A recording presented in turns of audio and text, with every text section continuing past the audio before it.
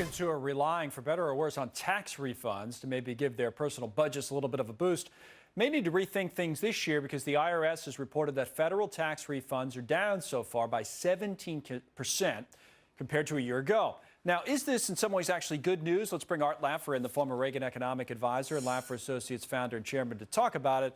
It's interesting, Art, because we have these kind of discussions. Some are philosophical versus the practical kind of decisions that people make in their day-to-day lives. You have more money throughout the year being withheld from your check, and now you're getting a smaller refund. So what's the big picture takeaway from all this? Well, then they're not withholding more money. In fact, tax rates are down as to why they're getting less taxes. And here in Tennessee, if you want to know the real horrible one, Colin, which is just awful, I don't get any refund here in Tennessee for my income taxes because there's no income tax in Tennessee. But it's interesting. So but mean.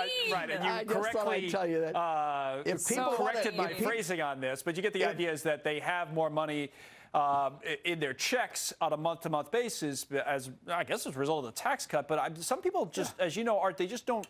People play mind games, I guess, for lack of a better way of talking about it. And they say, oh, man, I got this tax refund coming. And they don't add up everything in their head, and then they don't go out and make a purchase. Is there something to that? Well, if they want to do something, they really do have the option of getting less deductions and all that taken out of their pay, so they will get a bigger tax refund at the end of the year. They can do that. Right. But it's very hard when you cut tax rates and you have people taking less taxes that you're going to get a bigger refund. Exactly. But do you think it'll have an effect this year just because people, again, in their heads, they didn't see this coming in their personal lives, and now I don't know if that's true or not. But let me just tell you, if I could show you someone who would spend $1 to get 60 cents, would you believe me on that? That's called a lottery ticket. Right. A lottery ticket's expected value is 60 cents. Yet people buy those tickets all over the place. They do. And you ask yourself why, and because it's the one chance of getting a big hit or something like that. I don't understand the psychology. I'd rather have my own money rather than have the government hold it for me. Right. So we've had that debate forever. And again, some people just don't, I don't know. They play around in their own heads, and then sometimes it affects. But then it hits the newspapers. And how did they write it up like this? And it's crazy stuff.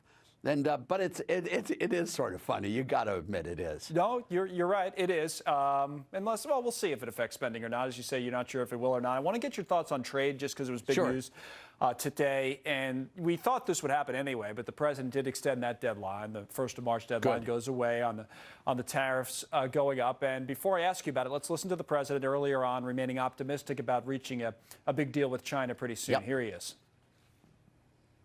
How well we did with our trade talks in China, and it looks like they'll be coming back quickly again, and we're going to have another summit. We're going to have a signing summit, which is even better. So hopefully we can get that completed, but we're getting very, very close. All right, so signing summit, the idea the president of the United States says this out loud makes people believe, hey, we're pretty much on the precipice of a deal. From your point of view, what needs to be in this deal? What's the most important thing that you think maybe is still being negotiated that needs to be in this deal in order for the president to go ahead and sign it?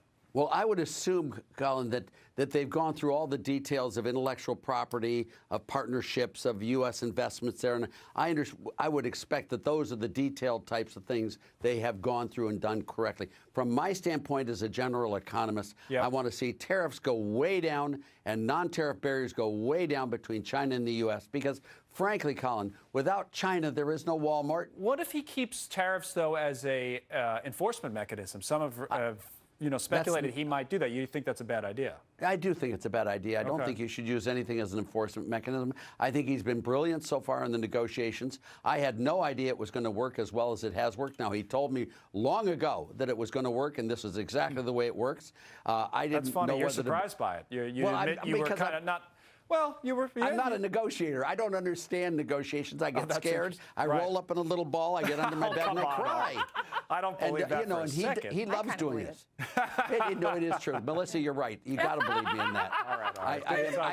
That's funny. I go to my fallback position before I even start. That is very funny. You're a good sport, Art Laffer. But Trump is good on this, and he's done a great job so far. And you got to really hand it to him. This is going to be the year of free trade brought on by Donald Trump. How's that to really put him a little egg in your beer or whatever it's called? If those tariffs do come off as you predict or hope. Thank you.